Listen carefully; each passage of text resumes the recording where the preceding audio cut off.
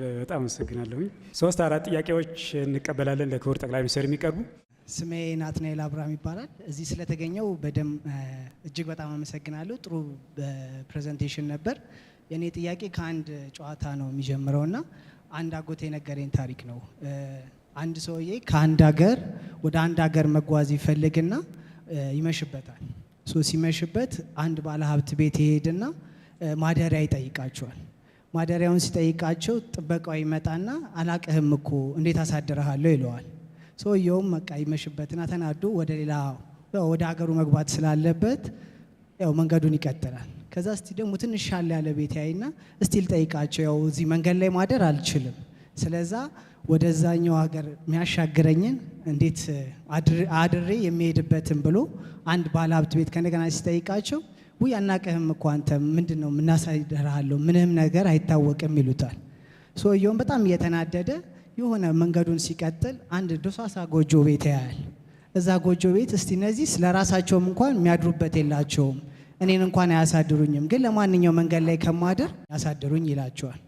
ሰውየውም እሺ ማደሪያ ያለውም ያኔም እንደምታየው ትንሽ ደሳሳ ጎጆና አንድ ላም ነው ያለን፣ ማደሪያውን እንሰጣለን ብሎ አንድ ላምም ስላለን ከሷ ላይ ያለችንን ወተት እንሰጣለን ይሉታል። እሱም ሰውየው ደስ ብሎት በጣም በቃ ያው ከችግሩ ስለሆነ በጠዋት አድሮ ከላሟ የሚያገኟትን ወተት ጠጥቶ አድሮ በንጋቱ አመስግኖ መንገድ ይጀምራል። ልክ ሀገሩ ሲገባ ሰውየው ላደረጉለት ውለታ ያስብና አንድ አዋቂ ሰው ጋር ይሄዳል። አዋቂውንም ሰውዬ እንደዚህ ከአንድ ሀገር ወደ አንድ ሀገር ሲሄድ ያሳደሩኝና የጠቀሙኝ የረዱኝ ሰዎች ስላሉ ምን ላድርግላቸው ይለዋል። ይሄም አዋቂ ሰውዬ ታሪኩን በደንብ ከረዳ በኋላ ሄደ ላማቸውን ግደልባቸው ይለዋል። ሰውየው በጣም ይደነግጣል። ላማቸውን ከገደልኩባቸው እነዚህ ሰውዬ መኖሪያ የላቸውም ብሎ ያስባል። ከዛ 1-2 ቀን ከራሱ ጋር ያስብ ይቆየና ሄዶ ግን ይሄ ሰውዬ አዋቂ የተባለበት ምክንያት ስላለ ሄዶ በሁለተኛው ቀን ላማቸውን ሄዶ ይገልባቸዋል። እያዘነም ቢሆን ወደ ሀገሩ ይመለሳል። ከዛ ከሆነ ጊዜያት በኋላ ቆይቶ ይመለሳል። ሲያየው ያቺ ትንሽ ደጋሳ ጎጆ የነበረችው አልማዋ ትልቅ የቤት ተሰርቶ ትልቅ የእርሻ ተሰርቶ ያያል። ሰውየው በጣም ይገረምና በሄደው ባለቤቱን አንኳኩቶ አንድ ከ2 ዓመት በፊት መጥቼ ነበር እዚህ ቤትና ደሳሳሳ ጎጆ ነበረች ብሎ ይጠይቃቸዋል የቤቱን ባለቤት አዎ ልክ አንተ እንደሄድ ከ2 ቀን በኋላ ላማችን ትሞትብናለች። እሷ ላማችን ስትሞትበት እኔም ወደ ስራ መሄድ ጀምራሉ፣ ያሉኝም ልጆች ሄደው ከተማ መሸጥ ጀምራሉ፣ እናትየውም በለቅሟ መስራት ትጀምራለች እና ያቺ ላም በመሞቷ ምክንያት ብዙ ነገር አብበን አድገናል ይለዋል። የእርሱ እይታ እኛም እንደናድግ የትኛዋን ላም ነው መግደል ያለብን? እንደ ተቋም እንደ ግለሰብ የትኛዋን ላም እንግደል ብዬ ነው ጠይቀው። አመሰግናለሁ። በተሰጠኝ እድል በጣም አመሰግናለሁ። ኑራ መሐመድ እባላለሁ ከሳፋሪኮም ኤምፔሳ ነው። በተለያየ ጊዜ በተቋሞቹ በሚቀርቡት ፕሬዘንቴሽኖችም ባለውም ሪፎርም በኢትዮጵያዊነታችን እንድንኮራ አድርጎናል። ኢትዮጵያ ተስፋ ያላትና ከፍታ ላይ ያለች እውነት ነው። ስታንዳርዳችን ራሱ እንደ ኢትዮጵያዊ ከፍ ማለቱን ከልቤ አምኜ ሁላችንም እንድንኮራ ያደርገናልና እኛም ያለንበት ተቋም አንዱ የሪፎርሙ አካል ስለሆነ አሁን ላይ ሁሉም ነገር የተስተካከለና አንዳንድ ፖሊሲዎች አፈጻጸማቸው ስለሚዘገይ ነው እንጂ ኮምፕሌን የሚኖሩት አፈጻጸማቸውንም ባለው በተቋሙ አቅም በአሁን ሰዓት መፈጸም የሚቻልበት ደረጃ ላይ ስላለ በጊዜ አፈጻጸሙ ጊዜ ሳይፈጅ ቢሆን እኛም እንደ ተቋሙ ሰራተኞች ውጤታማ እንሆናለን ብዬ አስባለሁ። በጣም አመሰግናለሁ። ክቡር ፕራይም ሚኒስተር እድሉን ስላገኘው በጣም አመሰግናለሁ። ብሩክታዊት ዳዊት አብዲ እባላለሁ ከወጋገን ካፒታል ኢንቨስትመንት ባንክ። ጥያቄ ስለ ዳያስፖራ ነው። ብዙ ዳያስፖራዎች ኢትዮጵያ ውስጥ ይኖራሉ። እዚህ ነው የሚሰሩት፣ የሚያገኙት በብር ነው ኦር በሪታየርመንት ፋንዳቸው የሚኖሩ ናቸው። እኔ አሁን ብዙ ጥያቄ አገኛለሁ። መቼ ነው የሚፈቀድልን ፋይናንሻል ሴክተር ውስጥ ፓርቲሲፔት እንድናደርግ የሚባል ጥያቄ በጣም እየተደጋገመ ይመጣል።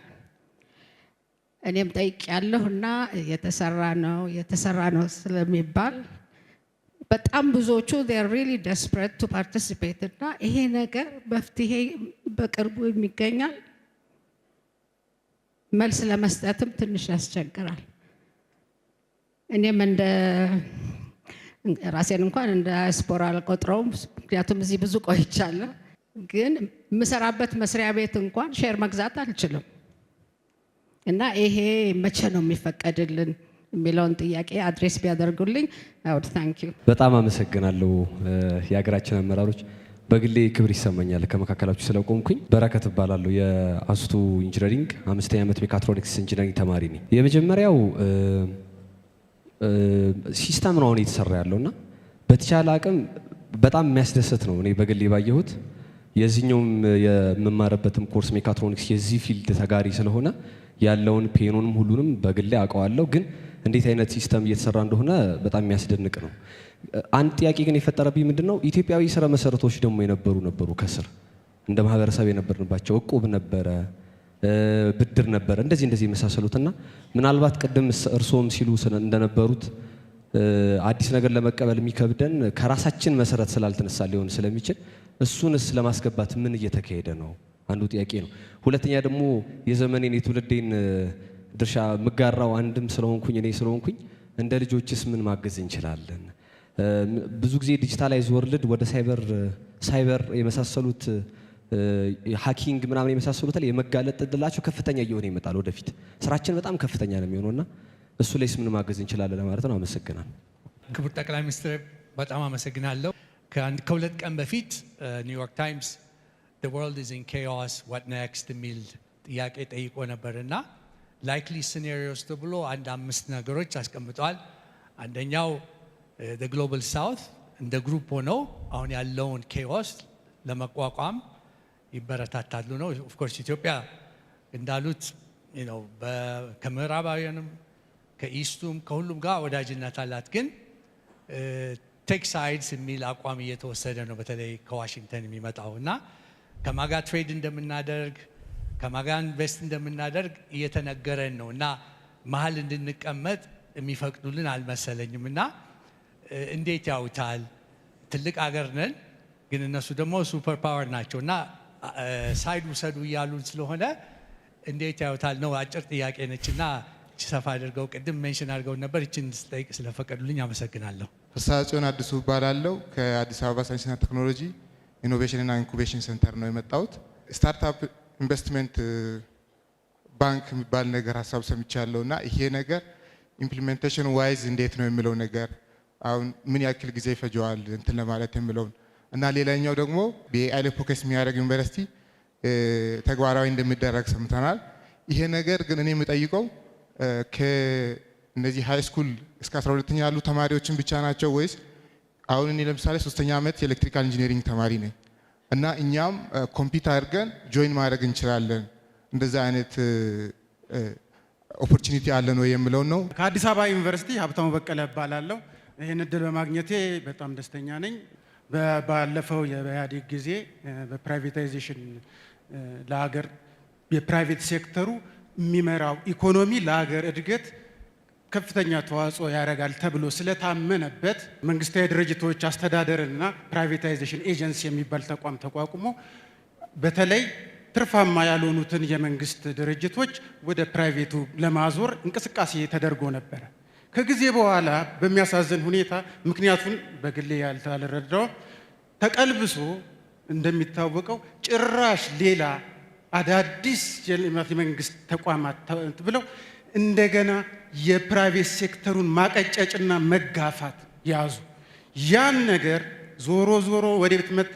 አሁን ያለው እኛ ጥሩ ነገር ይዞ መጣል ብለን ምናምነው መንግስት ሲመጣ ጫናና ሸክም በእዳ በኢንኤፊሽንሲ ጫናና ሸክም ሆኖ ለዚህ አብቅቶናል። ግማሹን የአሁኑን መንግስት ኢነርጂም በልቶታል። ከዚህ በላይ መስራት ይቻላል ብዬ ስለማስብ ማለት ነው። አሁን ምንድነው ከ2010 በኋላ ክቡር ጠቅላይ ሚኒስትር ስልጣን ከያዙ በኋላ በከፍተኛ ሁኔታ የፕራይቬት ሴክተሩ ላይ እምነት መጣል እንደሚገባ ታምኖበት በሚመስል መልኩ በተለያዩ መድረኮች የልማታዊ የመንግስት ድርጅቶችን አብሶ ትርፋማ ያልሆኑትን ወደ ግል እናዘዋውራለን በሚል መንፈስ ከፍተኛ እንቅስቃሴ ሲደረግ እንደነበረ ሁላችንም የምናስታውሰው ነው። ነገር ግን ከቅርብ ጊዜ በኋላ አውቃለሁ እኔ ዋን ዳይሜንሽን ላይ እችላለሁ። እዛ ቦታው ላይ ስትቀመጥ ብዙ መንገድ ላይ ብዙ የሆኑ ጫናዎች እንደሚመጡ ከብዙ አንግል ታይቶ ነው ውሳኔዎች እንደሚወሰኑ አውቃለሁ። ነገር ግን አሁንም መንግስት ይሄንን 41ን ብቻ ሳይሆን የመስፋፋት በመንግስት ድርጅት ያሉትን እንደገና ለማስፋፋት በከፍተኛ ሁኔታ ታቅዶ እየተሰራ ነው። ልማት ካመጣ ተቃውሞ አይደለም። ነገር ግን የመንግስት ተቋማት በተደጋጋሚ በእኛ ሀገር ብቻ ሳይሆን በተለያዩ ሀገሮች ኢንክሉዲንግ ቻይና የመንግስት ተቋም የልማት ድርጅቶች ልማታቸውን እየጎተቱ እንደሆነ የሚያስረዱ ጽሁፎች እየወጡ ነው የሚገኙት። እኛም ሀገር ግን አሁን በሚባለው ደረጃ የተለያዩ ሴክተሮች ውስጥ እየገባ እናጠበዋለን የተባለው የመንግስትን የነፃ ኢኮኖሚ ተሳትፎ አያሰፋብንም ወይ? ከመጨረሻው ጥያቄ ለመነሳት በጣም ትክክለኛ ኮንሰርን ነው። የኢንቨስትመንት ተዋንያን ተገቢ ሚናቸውን እንዲጫወቱ አስቻይ ነገር መፍጠር የማይችል መንግስት ከሆነ ብልጽግና ማረጋገጥ አይቻልም። መመኘት ይቻላል፣ ማረጋገጥ አይቻልም። የፕራይቬት እና የመንግስት ሚና በመደመር መንግስት በግልጽ እንደተቀመጠው ማንበብ አለብን። መጽሐፍ አላነበብክም? በነገራችን ላይ እንደተቀመጠው እነዚህ ተዋንያን ሚናቸው የተለካ ሚናቸውን የሚያውቁ በሚናቸው ልክ የሚጫወቱ መሆን አለባቸው። ፕራይቬት ሴክተር የሚያቀጭጭ እንቅስቃሴ ከተከተል ፈጠራን እንገላለን ማለት ነው። ፈጠራ ከሞተ አዳዲስ ስራ አይፈጠርም። አዳዲስ ስራ የማይፈጠር ከሆነ አዳዲስ ሰው አይቀጠርም። አዳዲስ ሰው የማይቀጠር ከሆነ ኢኮኖሚ አያድግም። ሂሳቡ ግልጽ ነው። ወደ ኋላ ስንመለስ ይሄ የፖለቲካ መድረክ ስላልሆነ የኛ ፕራይቬታይዜሽን ሲሰራበት የነበረው መንገድ በግሌ በጣም እማዝንበት የሚያመኝ ግን ለዚህ መድረክ የማይመች ጉዳይ አለ። ለምሳሌ በፕራይቬታይዜሽን ስም ጥቂት ግለሰቦች በመቶ ሺህ ሄክታር የሚገመት የኢትዮጵያን መሬት እንዲወስዱ ተደርጓል። ምንድነው አውዱ? ምንድነው የተሸጠበት መንገድ ብለህ ስታይ ልውረስ ካልክ የደርግ መንግስት ልትሆን ነው። ልተው ካልክ የሚያም ነገር ነው። ይሄ ፕራይቬታይዜሽን የሚባለው ነገር የሆኑ ግለሰቦች ለመጥቀም የሚሰራ ስራ ነበር እንጂ ትርፋማ ያልሆኑ ተቋማትን ወደ ግል በመስጠት የግል ሴክተር ለማጠናከር አልነበረም። ምክንያቱም ፋይናንሻል ሴክተር 80+% የሚያበድሩት እኮ ለመንግስት ልማት ድርጅቶች ነው። 20% ማትሞላ ብድር ወስዶ ፕራይቬት ሴክተር ውጤታማ ስራ ሊሰራ አይችልም። አሁን ያሰጋህን ግን ስንመለከት ለምሳሌ ፈርቲላይዘር ማዳበሪያ ለኢትዮጵያ በጣም ወሳኝ ኮሞዲቲ ነው። በጣም ወሳኝ ማዳበሪያ፣ ነዳጅ አካባቢ፣ ኢነርጂ አካባቢ ያሉ ጉዳዮቻችን መልክ ያዙ ማለት ኢትዮጵያ ናሽናል ኢንትረስቶቿ ላይ መዝለል ትጀምራለች ማለት ነው። አሁን ወደ ኋላ ከሚይዟት ፖይንቶች አንዱ ማዳበሪያ ነው። ለምን ማዳበሪያ የሚያቀብሉ ሀገራት ጋር የሚያቀያይም ጉዳይ ውስጥ ከገባህና ለ6 ወር ማዳበሪያው ከዘገየ ችግር ነው። ይሄንን ማዳበሪያ 4-5 ዓመታት ሀገራት፣ ግለሰቦች ኢትዮጵያ ውስጥ ኢንቨስት እንዲያደርጉ ለምነናል። መጨረሻ ላይ የአፍሪካ ትልቁ ሀብታም የሆነው አሊኮ ዳንጎቴ ሲወስን ከወሰነበት መንገድ አንዱ የኢትዮጵያ መንግስት ከኔ ጋራ ሪስክ የሚጋራ ከሆነ ፐርሰንቴጁ ሊያንስ ይችላል፣ እሱ 50+ ሊሆን ይችላል። ግን ሪስክ የሚጋራ ከሆነ ብቻ ነው ኢንቨስት የማደርገው። አንደኛ ሪሞት ኤሪያ ነው፣ ሁለተኛ ገበያው አያስተማምንም። ቢሊየንስ ኦፍ ዶላር አምጥቼ እዳ እንዳልገባ ሲል እኛ ኤአይችን እንጠቀማለን። ይሄን ኢንቨስትመንት የምናደርገው ይሄ መንግስት አይደለም። በኮርፖሬት ህግ ልክ ቅድም ስቶክ ማርኬት እንዳልኩት መንግስት ያለውን ገንዘብ ኮንትሪቢዩት አድርጎ ፕራይቬት ሴክተርም አድርጎ በጋራ የሚሰራ ስራ ማለት ነው። ፓርትነሮቹ ጥቂት ቢሆኑም መስፋት አለባቸው። ወይም ክሪፕቶ ማይኒንግን ብንወስድ ክሪፕቶ ማይኒንግ ኢትዮጵያ ውስጥ 39 ገደማ ላይሰንሶች ሰጥተን ነበር። ፕራይቬት ሴክተር ኢንከሬጅ ለማድረግ ከኛ ክሊን ኤነርጂ ይወስዳሉ፣ እነሱ ደግሞ ስራቸው ይሰራሉ። እኛ ሳንድ ቦክስ ባልነው ፖሊሲ የማናቃቸው ጉዳዮች ሲኖሩ ቀድመን አይቻልም ከምንል ፈቅደን ተምረን ችግር እንዳለው ስንደርስበት ማድረቅ ይሻላል ባልነው መሰረት ላይሰንስ ሰጠን። ስናጠና የኔ ወንድም 200 ሜጋዋት ኢነርጂ ኢትዮጵያ ለአንድ ኩባንያ ከሰጠች ቴንስ ኦፍ ሚሊየንስ ኦፍ ዶላር ከኢነርጂ ዋጋው በላይ ታገኛለች። 1000 ሜጋዋት ኢነርጂ ለክሪፕቶ ማይኒንግ ኢትዮጵያ ስትሰጥ ሳይጋነን ከ300 እስከ 500 ሚሊዮን ዶላር በአመት ታገኛለች። ከ300 እስከ 500 ሚሊዮን ዶላር ያሳጣን ጉዳይ ምንድነው ካልክ አለማወቃችን ነው። ላይሰንሱን ቸበቸብ ነው፣ ስናጠናው ኪሳራው ብዙ ነው። አሁንሳ 100% ኢንቨስት አድርጌ በኤአይ ፋክተሪው በዴታ ሴንተሩ እና በኢነርጂው 100% ኢንቨስት አድርጌ ግን መንግስት ሪስክ ስላለው ሼር ያርገኝ 25 30 35% ወስዶ ከኔ ጋር ይስራ የሚል ኩባንያ ስናገኝ ኤአይችን እናስገባለን። ለምን ያን እድል ሚስ ላለማድረግ። አዲስ አበባ ላይ የሪቨርሳይዱን ወክ አድርገህ እንደሆነ አላቅም፣ ግን በጣም ፊት ወጣት ስለሆንክ እንድታደርግ ኢንከሬጅ አደርጋለሁ። አዲስ አበባ ሪቨርሳይድ ከጀመርን በኋላ በሪቨርሳይዱ ግራና ቀኝ ባሉ ቢዝነሶች፣ ሞሎች፣ ሬስቶራንቶች፣ ኮፊ ሾፖች ተደማምሮ 1.3 ትሪሊየን ገደማ ኢንቨስትመንት ከፕራይቬት ሴክተር መጥቷል። እንዴት መጣ መሰለ? አንተ ብር አለህ፣ አዲስ አበባ መሬት አለው። አዲስ አበባ 30%፣ አንተ 70%። ይሄ መንግስት አይደለም፣ ጆይንት ቬንቸር ነው። በመንግስትና በግሉ ሴክተር መካከል ሊኖር የሚገባ ትብብር ነው።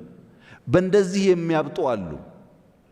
ሌላውስ ኢትዮ ቴሌኮም ለምሳሌ ብትወስድ 100+ ዓመት የቆየ ተቋም ነው። የሚወዳደር ካለም ይምጣ፣ አስገባን። ሳናስገባው 37 ሚሊዮን ነበር፣ ስናስገባውስ 90+ ሚሊዮን ገባን። ምን ተብለን ነበር? ኢትዮ ቴሌኮምን የሚያክል የ100 ዓመት ኩባንያ ሸጡት አይደለም? አልሸጥነውም፣ በኮምፒቲሽን አሳደግ ነው እንጂ።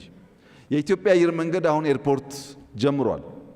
በቀደም ሰምተኝ ከሆነ ለሁሉም ዓለም ካፒታል ቦርደር የለውም፣ ገንዘብ ያለው ሰው ያፈስ ብለናል። ገንዘብ አላፈሰም ካልክ ግን ስራውን አናቆመውም። እኛ እድል እንሰጣለን። ኢትዮ ቴሌኮም ተጨማሪ ላይሰንስ ብቻ ሳይሆን 40% 50% ግዙ ብለን ሁለት ያወተናል። ጨረታ ባወጣነው ጨረታ በሙሉ አቅም ሊሳተፍ የሚችል ሰው አልመጣም። አሁንም ግን ክፍት ነው። ለኢትዮጵያውያን ስቶክ ይሸጥ ብለን ኢትዮ ቴሌኮም የተወሰነ ፐርሰንቴጅ አወጥተናል። ውስን ሰው ነው የተሳተፈው። በእኛ በኩል ፕራይቬት ሴክተር ካልተጠናከረ ሊቨሎን ፕራይቬት ሴክተር ስታርታፕስ ጀማሪዎቹ ካልተጠናከሩ በስተቀር የኢትዮጵያ ብልጽግና አይረጋገጥም። ስጋት ትክክለኛ ነው። የጀመርነው አቅጣጫ የሚያመላክተው ግን ያንን ስጋት በሚቀርፍ መንገድ ነው። በስመ የመንግስት ኩባንያ መሸጥ ግን ግለሰቦችን የመሬት ባለቤት የማድረግ እቅድ የኛ መንግስት የለውም። በዛው ሁለተኛው እህት ያነሱት ከዲያስፖራ ጋር የሚያያዘው ለምሳሌ በቴሌኮም ሴክተር ስቶክ ሲሸጥ፣ ሼር ሲሸጥ ተፈቅዷል ለዲያስፖራዎችም እንዲገዙ። ምን ያክል ለተሳተፉ እርግጠኛ አይደለሁም። በሌሎች ሴክተሮችም እየታዩ የናሽናል ኢንትረስት ላይ ጉዳት የማያመጣ ከሆነ ቢዝነሱ ለሁሉም ሴክተር ለዲያስፖራም ለሌላውም ለውጩም ዜጋ ክፍት እንዲሆን ስለሆነ ፍላጎቱ የሚመለስ ጉዳይ ይመስለኛል። ግን አንድ ችግር አለ። በኢኮኖሚ ውስጥ ያለው አጠቃላይ ሀብት ይታወቃል። የማይታወቅ ፐርሰንቴጅ ካለ በጣም ውስን ነው እና ሰዎች ይመጡና በውጭ አገር ካለኝ ሀብት ካለኝ $፣ ከረሜላ ላምጣ፣ መስቲካ ላምጣ ኢትዮጵያ ውስጥ የእናንተን $፣ አልፈልግም፣ በእኔ ገንዘብ ላምጣ ይላሉ።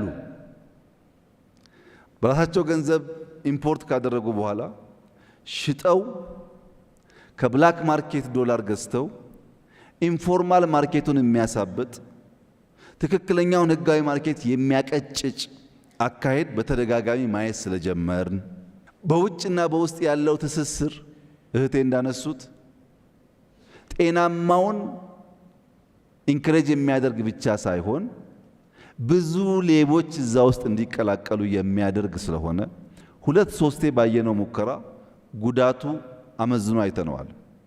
ጉዳት አልቦ ሆኖ አልቦ እንኳን ባይሆን ቀንሶ የዲያስፖራን ሀብት በሀገሩ እንዲያፈስ የሚያስችል ማንኛውም እድል ካለ ግን መጠቀም ነው የምንፈልገው። እሱን ቅድም እንዳልኩት ሳንድ ቦክሱ ክፍት ነው። እያጠናን እየገራን የምንሄድ ይሆናል። መቼ ይላሉኝ፣ መቼ አይመለስም ብዬ ነው እዚህ በጥናት ስለሆነ። ሶስተኛው እህቴ ይላሉኝ የፍጥነት ጉዳይ ያው በግልጽ መፍጠን አለብን፣ ካልፈጠን እንቀደማለን ባልነው መሰረት እርሶም እንዳሉት ለእያንዳንዱ ፖሊሲ ፈጥነን ውጤት የማናመጣ ከሆነ ዋጋ የለው። እግረ መንገድ እዚህ ያላችሁ ሰዎች በጨረፍታ ለማሰብ እንዲሆናችሁ ዓለም በትልቁም በትንሹም ከባቢ ትናጣለች። ሰሞኑን እንደምትሰሙት ሁሉ ጋር መናጥ አለ እና አንድ የጨነቀው ወዳጄ ጂኦፖለቲክሱ ያስፈራል፣ ዓለም እየተናጠች ነው፣ እንደው ይሄ መናጥ ምን ያመጣብን ይሆናል ብሎ በስጋት ጠየቀኝ። እናንተም አስቡበት። የዓለምን መናጥ እኛ አንፈልግም፣ የዓለምን መታወክ እኛ አንፈልግም። ዓለም ሰላም በነበረችበት ሰዓት ግን ምን አደረገችልን ነው መልሱ። ምን አደረገችልን? ሳትናት ስትቀር ጥቅም አግኝተን በመናጧ እንደምንጎዳ ከነሱ በላይ መጨነቅ የለብንም። ከእያንዳንዱ ግጭት ኦፖርቹኒቲ ፈልቀን ማውጣት ነው የሚጠበቅብን እንጂ የመጣን ነገር በመፍራት አይሆንም። ሰላም ሲሆኑም ለነሱ ነው ትርፉ፣ ሲጋጩን ጉዳት ለነሱ ነው። ሽማግሌ ከፈለጉ እናስታርቃለን። እኛ ግን መሰራታችን ናሽናል ኢንትረስት ነው። ባለቅኔ ጠያቂ በጣም ጥሩ ሜታፎር ነው ያመጣኸው። በእስልምና የሚነገር የሚመሳሰል ነገር አለ። አንተ ባልከው መሰረት ሳይሆን ቤት ማፍረስ፣ ሰው መግደል ምናምን በሚባል አንድ ችኩል ሰውን የተፈተነበት ታሪክ አለ። በጣም ኢንትረስቲንግ ታሪክ። ያንተ የገባኝ ሰዎቹ ትንሽ ነገር አላቸው። እሷን ተማምነው በደህንነት ሲኖሩ ያችን ትንሽ ነገር ሲነጠቁ የተከማቸ የተደበቀ ፖቴንሻላቸውን አውጥተው ሀብት ፈጠሩ ነው። በመጀመሪያ ሀብት ለመፍጠር ከተቻለ ላሚቷ መሞት የለባትም። ከተቻለ ምክንያቱም ላሚቷን መግደል ብቸኛው ሀብት ማምጫ መንገድ ስላልሆነ። ትክክል ነህ፣ አዘናግታቸዋለች። ግን ብቸኛው እሱ አይደለም። ከዚህ ላም በተጨማሪ ስራ ብትሰሩ እኮ ትርፋማ ትሆናላችሁ የሚል ማስተማርም ሌላው መንገድ ሊሆን ይችላል። ነገር ግን ፊር አዲስ ነገር ኢምብሬስ ለማድረግ አለመሞከር ታስረህ ማለት ነው። በካልቸር ሊሆን ይችላል፣ በእምነት ሊሆን ይችላል፣ ይበቃኛል በሚል ልምምድ ሊሆን ይችላል። ታስረህ ካለህበት የሚፈታ ሼክ የሚያደርግ ነገር ያስፈልጋል። ያ ነገር የግድ ትልቅ መሆን የለበትም። ራስህ ሜታፎር ስላመጣህ እኔም በሜታፎር እመልስልሃለሁ። ይሄ ቤት ትልቅ ቤት ነው። እንደምታየው በመቶዎች በሺህ የሚቆጠር ሰው ይይዛል። ይሄ ቤት ሰፊ ቤት ነው። ይሄንን ቤት ይሄንን አዳራሽ እኔ እናንተ እንድንገባና እንድንወጣ የሚያስችለን ያበር ነው። የበሩ ሳይዝ እንደምታየው ከቤቱ ሳይዝ በጣም ያንሳል። ሚናው ግን ቀላል አይደለም። እንደገና በሩን ካየ በኋላ የበሩን መዝጊያ ጋን ብታይ፣ መቆለፊያውን ጋን ብታይ ከበሩ ሳይዝ በጣም ነው የሚያንሰው። ግን የምንከፍተው የምንዘጋው በሱ ነው። መጨረሻ ላይ ከሁሉ ያነሰው መፍቻዋ ቁልፍ የዚህን አዳራሽ 0.1% ሳይዝ የማትወስደዋ ቁልፍ ከበሩ እንኳን ስታስተያያት በጣም ያነሰችው ቁልፍ እራሱ ከጋኑም ስታስተያያት ያነሰችዋ መፍቻ ቁልፍ ግን እኔ እናንተን ቆልፋ ታስቀምጣለች፣ ከፍታም ታስወጣለች። ትንሿ ቁልፍ እዚህ በሚያክል ቤት ውስጥ ያለን ሰዎች መውጣት መግባታችን የምትወስን ከሆነ ሃምብል ቢግኒንግ ያነሰ ይመስል ቢግኒንግ ትላልቁን ነገር ሊያንቀሳቅስ ይችላል ማለት ነው። በዚህ አግባብ ኢትዮጵያ ውስጥ መጠየፍ ያለብን መሸሽ ያለብን መግደል ያለብን ነገር ዘረኝነት፣ ሰው መጥላት፣ መንደርተኝነት፣ ስራ መጥላት፣ የተሰራን ስራ አፕሪሼት ማድረግ አለመቻል። አፕሪሼት የማያደርግ ሰው የማደግ አስፕሬሽን የለውም ማለት ነው። እነዚህን ክፉ ልማዶች ላም ከምንገድል እኔ ጋር ነህ ብናስቀር ከትንሿ ቢጊኒንግ ብንጀምር የምትመኘውን ብልጽግና ለማምጣት ያስችላል። መደመር፣ መስራት፣ መትጋት፣ ባለን ነገር አለመርካት፣ የበለጠውን ነገር አስፓየር ማድረግ። ያ ግን ከትጋት ውጭ እንደማይመጣ አምነን የምንሰራ ከሆነ በጣም መልካም ነገር ይሆናል። ጥንቃቄ የሚያስፈልገው የተሻለ ቤት ያላቸው የተሻለ ስፔስ ያላቸው ሰዎች እንግዳ አይቀበሉም። ያነሰ ብቻ ያላቸው እንግዳ ይቀበላሉ ወደሚል ግን እንዳይወሰድ። እንግዳ ለመቀበል ብለን ማነስ የለብንም። የተሻለ ሰርተን ያነሰ ሳይዝ ካላቸው ደግሞ ባህሪያቸው መውሰድ አለብን እንጂ ጥሩ አዛኝ ለመሆን እንግዳ ተቀባይ ለመሆን በጎጆ ውስጥ ደግሞ እንዳንቀር ጥንቃቄ ያስፈልጋል ማለት ነው። ስታርታፕ ባንክ ጥናት ተጀምሯል። ግን ለአነስተኛ ቢዝነሶች እና ሀሳቦች ፋይናንሻል ኢንክሉዥን የሚረጋገጠው አንድ ሲንጉላር ባንክ በማቋቋም ብቻ ሳይሆን ፊንቴክን በማስፋት ነው። የፋይናንሻል ቴክኖሎጂ የፋይናንሻል ኢንክሉዥን ለማረጋገጥ ትልቁ ፋውንዴሽን እሱ ነው። ጥቂት ሰዎች ብቻ የገንዘብ አክሰስ ካላቸው እንዳንተ ለአዳዲስ ነገር ለአዳዲስ ዕውቀት ዝግጁ የሆኑ ሰዎች ገንዘብ አጥተው ሊወዳደሩ አይችሉም። የፊንቴክ አድቫንቴጅ ሪሞት በመሆናቸው ምክንያት ለኮላተራል የሚበቃ ሀብት ስለሌላቸው ገንዘብ በተወሰነ ደረጃም ቢሆን ለመበደር እድል የሚሰጥ ስለሆነ ያችን ገንዘብ ይዘው ሀሳባቸውን ጨምረው ተፍጨርጭረው ሰው መሆን ብቻ ሳይሆን ሰው ሰሪ ሊሆኑ ይችላሉ። ለዛ የፊንቴክ ጅማሯችን የኢነርጂና የኔትወርክ ፔኔትሬሽን በጣም ወሳኝ ስለሆነ በ2023 በእኛ ወይም በ2030 ኢትዮጵያ 100% የማድረስ እቅድ ነው ያለው በዴታ። ያ በሚሆንበት ሰዓት የፋይናንሻል ኢንክሉዥን እያደገ ሄዶ እንደዚህ እንዳንተ ህልም ያላቸው ፍላጎት ያላቸው ሰዎች ያንን ገንዘብ ፌች አድርገው ሀሳባቸው ወደሚጨበጥ ወደሚተገበር ነገር መለወጥ ይችላሉ። ኢትዮጵያ ውስጥ 2,600,000 የሚጠጉ ቢዝነሶች አሉ። ሃውስሆልድ በተሰራ ሴንሰስ ከ2.6 ሚሊዮን ቢዝነስ ኢንቲቲ ውስጥ ምን ያህሉ ነው ለሎካል መንግስት፣ ለሪጂናል ገቨርንመንት፣ ለፌዴራል መንግስት ኮንትሪቢዩት እያደረገ ያለው ግብር እየከፈለ ያለው የሚለው ጉዳይ ጥናት ይፈልጋል። ያን ለማጥናት ያንተ ኤአይ በጣም ኢምፖርታንት ነው።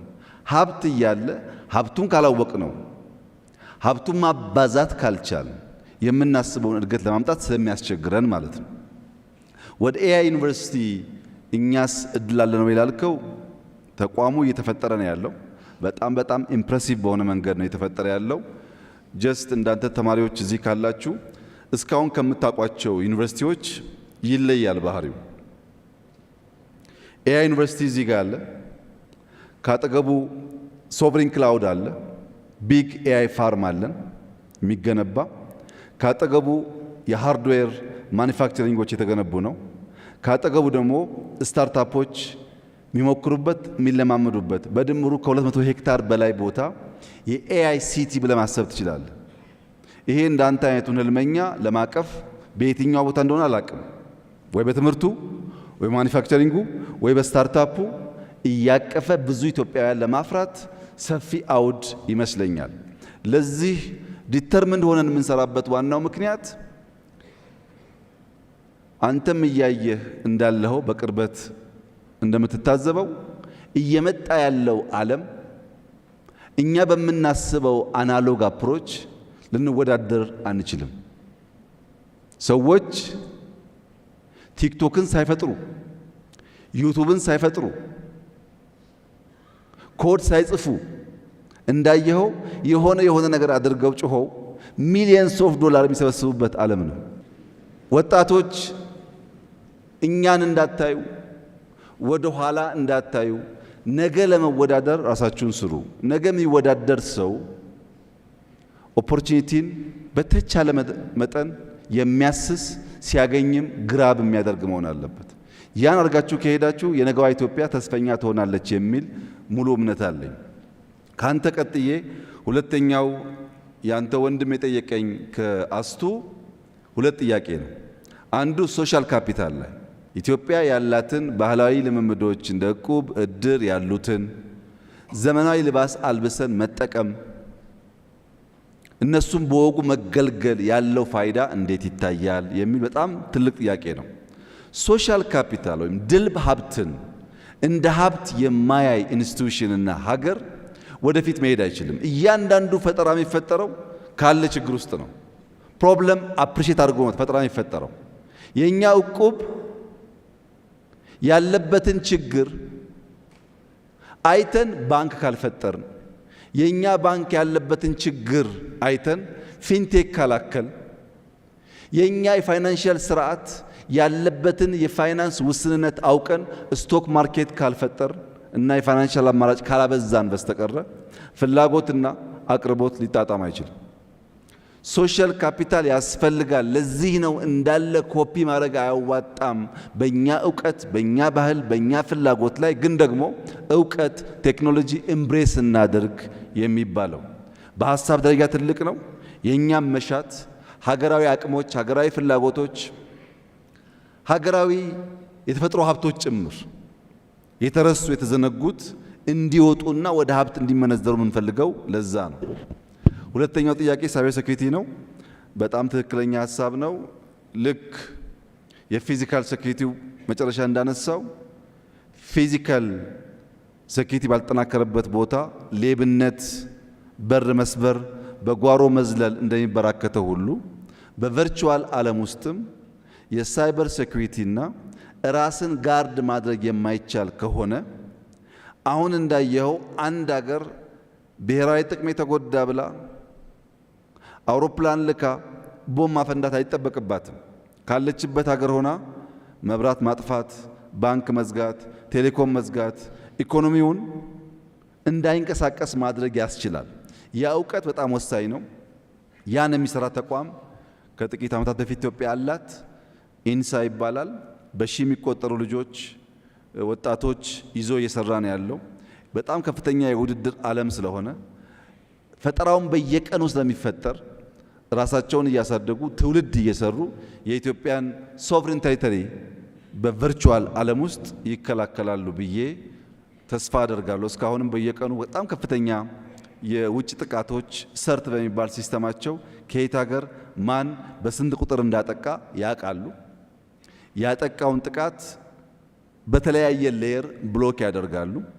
አንዳንድ ክሪቲካል ኢንፍራስትራክቸር ላይ ደግሞ ኢንክሪፕሽን በማከል በቀላሉ ያ ሲስተም ፔኔትሬት እንዳይደረግ ያግዛሉ። ለምሳሌ በፋይናንሻል ሲስተሞቻችን በኔትወርክ ደረጃ የምናደርገው መከላከል ብቻ ሳይሆን በዴታ በፍሬም ደረጃ የምናደርጋቸው የኢንክሪፕሽን ካፓቢሊቲስ በጣም ወሳኝ ናቸው። እነሱን ስንፈጥር አንድ ሰው ቢያጠቃን እንኳን ውስጥ ገብቶ ኮንቴንት ፌች ማድረግ እንዳይችል ያስችላል ማለት ነው። ይህን አቅም ለመፍጠር ኢትዮጵያ እየሰራች ነው። ባላት ውስንነት እንዳንተ አይነት ብሩህ አእምሮ ያላቸው ወጣቶች ደግሞ ታክለው እንከላከላለን የሚል ተስፋ አለኝ። ሪስኩ ከባድ ነው እንዳልከው ቀላል አይደለም፣ ግን ስራውን ስለጀመር እንከላከላለን ብዬ ተስፋ አደርጋለሁ። የፊዚካል ሴኩሪቲ በጣም ብዙ ሰው ቀጥሮ እንጀራ እየፈጠረ ነው። አቴንሽን ያስፈልገዋል። ሬጉላቶሪ ባዲ ያስፈልገዋል። አንተም ማናገር አለብህ ላሉኝ አሁን ባለው ኢትዮጵያ የእናንተ ሚና ቀላል አይደለም። አዲስ አበባ ውስጥ 5-6 ሺህ የሚጠጉ ሲሲቲቪ ካሜራዎች አሉ። 6 ሺህ ማክሲመም። አዲስ አበባ የሚያስፈልጋት ግን ከ150 ሺህ በላይ ነው። ሲሲቲቪ ካሜራ ብቻ ሳይሆን በኤአይ ታግዘው ዳይናሚክ ሆነው አንዳንድ ዝንባሌዎች፣ አንዳንድ ምልክቶች ሲያሳዩ ልክ አምቡላንስ እንደሚጮኸው ወይም የእሳት አደጋ አላርም እንደሚጮኸው መጮህ አለባቸው።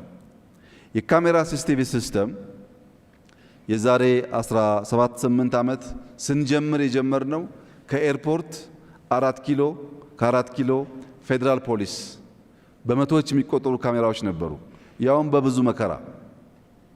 አሁን በሺህ የሚቆጠር ካሜራ ከዘረጋን በኋላ ዳይናሚክ እንዲሆን ካላደረግነው በስተቀረ የፊዚካል ሴኩሪቲው አሁን ባለው ዓለም ብቻውን መከላከል አይችልም። ዳይናሚክ ማለት ለምሳሌ አንድ ሰው ቢላ ከያዘ ከአንድ ሰው በምን ያክል ዲስታንስ መቆም እንዳለበት፣ በቅርብ ርቀት መቆም እንዳለበት አንድ ኬፒአይ ነው። ሁለተኛ ቢላ የያዘ ሰው ከሰው ጀርባ ከቆመ ሁለተኛው መለኪያ ነው። ሶስተኛ ቢላ የያዘ ሰው ከኪችን አካባቢ 5 ሜትር የራቀ ከሆነ ሌላ ኬፒአይ ነው። እነዚህን ካሜራዎች ኢንተሊጀንስ እናደርጋቸው። ከኋላ ቢላ ይዞ የቆመ ሰው ካለ እኔ ሳላይ ካሜራው አይቶ አላርም ያሰማል። ቢኮዝ በቅርብ ርቀት ቢላ መያዝ ተገቢ አይደለም ካልነው ካሜራውን። ኢንተሊጀንት ካልሆነ ግን ካሜራው እያለ ቁጭ የሚከታተሉ ሰዎች ከሌሉ በስተቀር አደጋ መከላከል አይቻልም። አሁን ባለው ሁኔታ የተሟላ ካሜራ ስለሌለን የፊዚካል ሴኩሪቲ ሌብነትን በማስቀረት የሚጠቁ እህቶቻችን በመከላከል ሀብት ካላግባብ እንዳይዘረፍ ከማድረግ አንጻር ከፍተኛ ሚና አላችሁ። ግብር ብቻ አይደለም፣ ኢምፕሎይመንት ብቻ አይደለም፣ ሴፍቲን ከማረጋገጥ አንጻር ይሄን ለማድረግ የግድ ሚኒስትሪ ያስፈልጋል ብዬ አላምንም። ግን ተቋም ያስፈልጋል፣ እናንተን የሚያሰለጥን የሚቆጣጠር፣ የሚገራ፣ የሚያሳድግ። እሱ ጋር ክፍተት ካለን እንፈትሻለን። እስካሁን ባለው ሁኔታ የሎ ኢንፎርስመንት ኤጀንሲስ ከእናንተ ጋር እንደሚሰሩ ነው የማውቀው። ክፍተት ካለ ጊዜ ካለ ከእናንተ ጋርም ተወያይተን እኔ ካልቻልኩም ሌሎች ጉዳዩ የሚመለከታቸው ሰዎች ተወያይተው ማስተካከል ያለብን ነገር ካለ እናያለን። ለኢትዮጵያ ኢኮኖሚና ሴፍቲ ግን የእናንተ ሚና አሁን ባለው ሁኔታ የሚናቅ አይደለም። ለእርሶ ያለኝ ምክር ፊዚካል ሴኩሪቲ ዲጂታልን ኤምብሬስ የማያደርግ ከሆነ፣ ሲሲቲቪን የማያስፋፋ ከሆነ፣ ሲሲቲቪ ዳይናሚክ የማይሆን ከሆነ በነገው ዓለም ውስጥ ለውድድር ስለሚያስቸግር እናንተም መዘጋጀት ይኖርባቸዋል።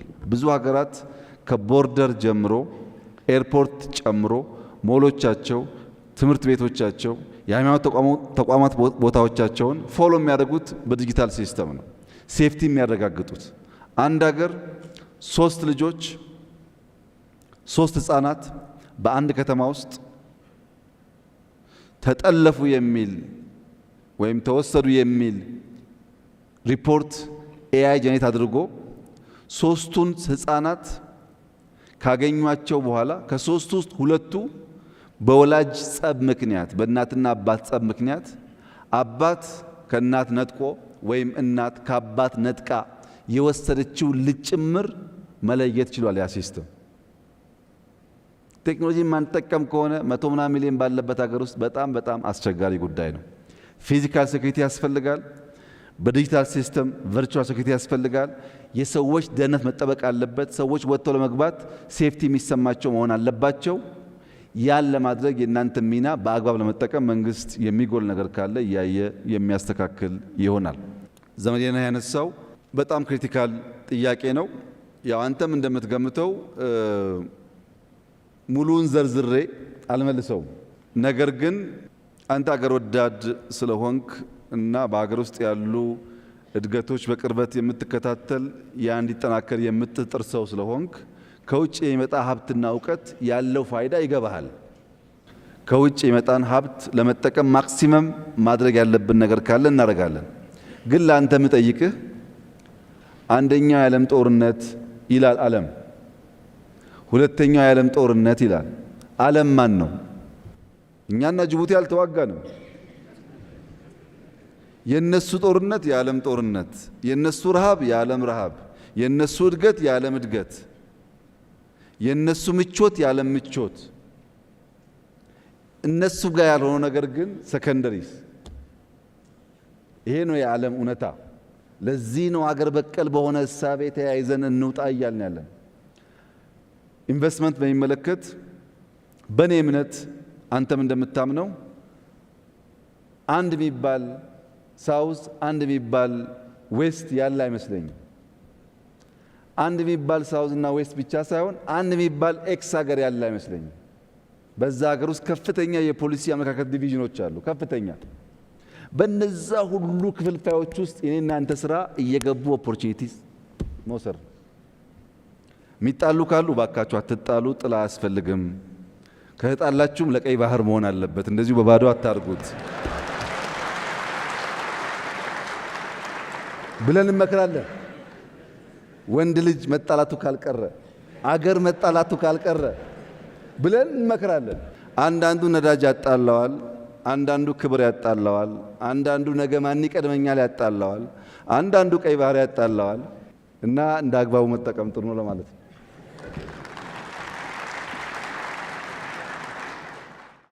ስለዚህ የመጨረሻ ጥያቄ ክቡር ጠቅላይ ሚኒስትር የማጠቃለያ መልእክት ከማስተላለፉ በፊት 2001 እና 2 አካባቢ በተደጋጋሚ ስለ ዲጂታል ፔይመንት ስለ ፊንቴክ ይናገሩ ነበር።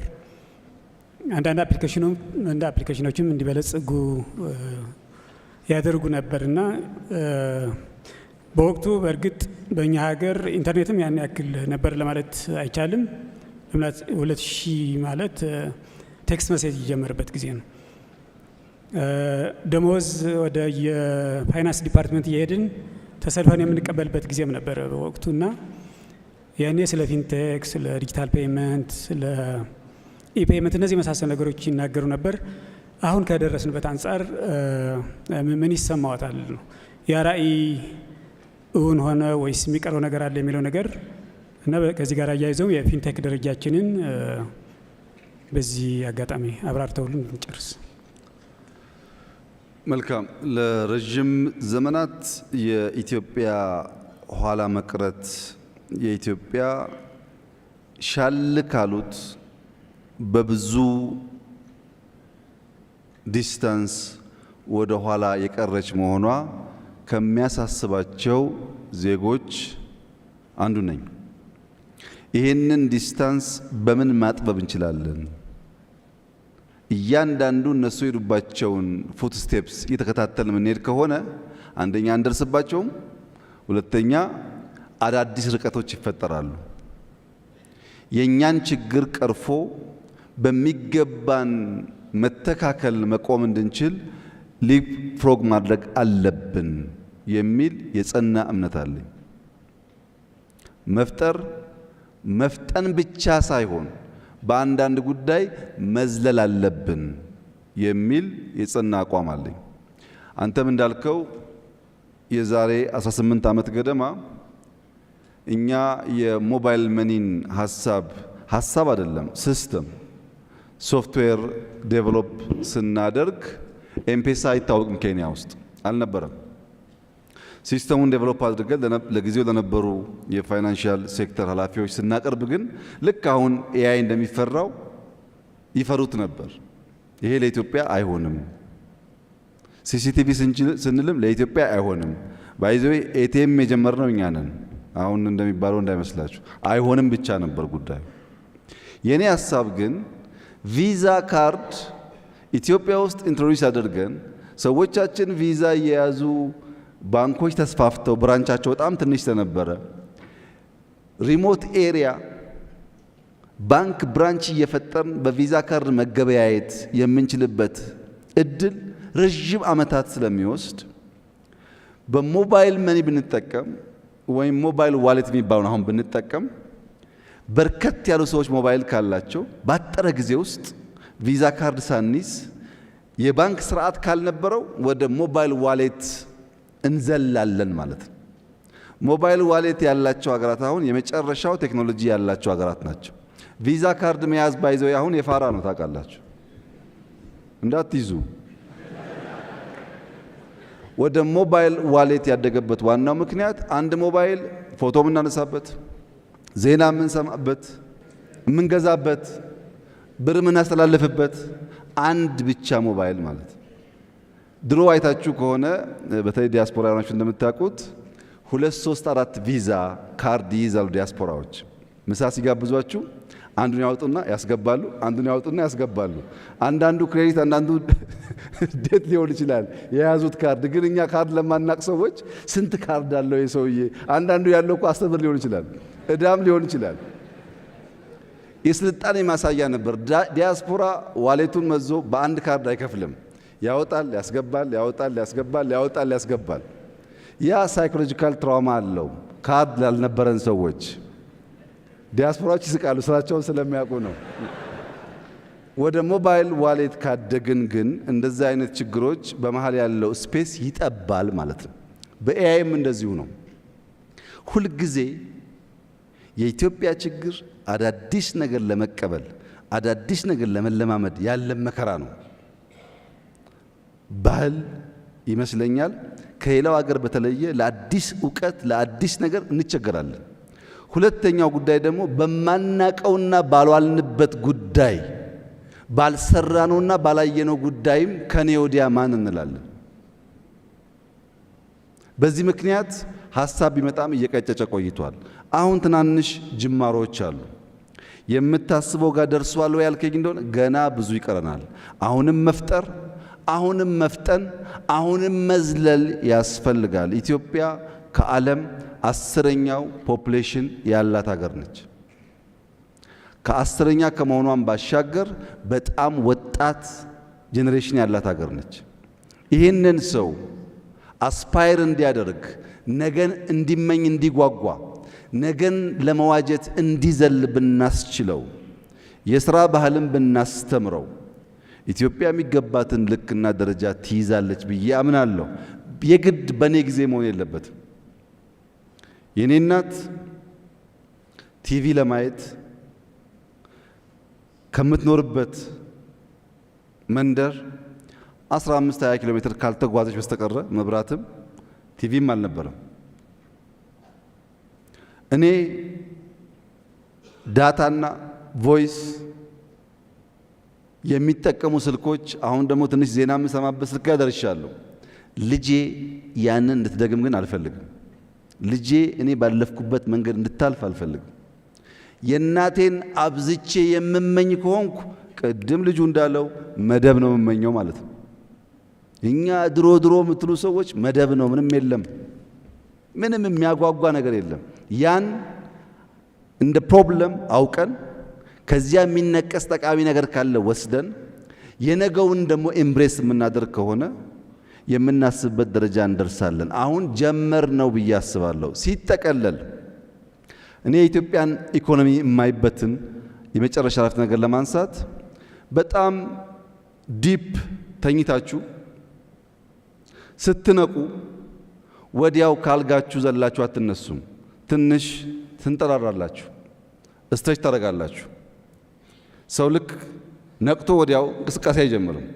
የኢትዮጵያ ኢኮኖሚ እንደዛ ነው የማይሆን። ከዲፕ እንቅልፍ መነቃቃት ጀምሯል፣ ስትሬች ማድረግ ጀምሯል። ግን መራመድ እንዲጀምር መታገዝ አለበት። የሚያኩራራ ቦታ አልደረስንም። ከእንቅልፍ ነቅተናል፣ ስትሬች እያደረግን ነው። ትንሽ ፑሽ አድርገን ከገፋ ነው ግን የምንልበት ቦታ ይደርሳል ብዬ ተስፋ አደርጋለሁ። አመሰግናለሁ።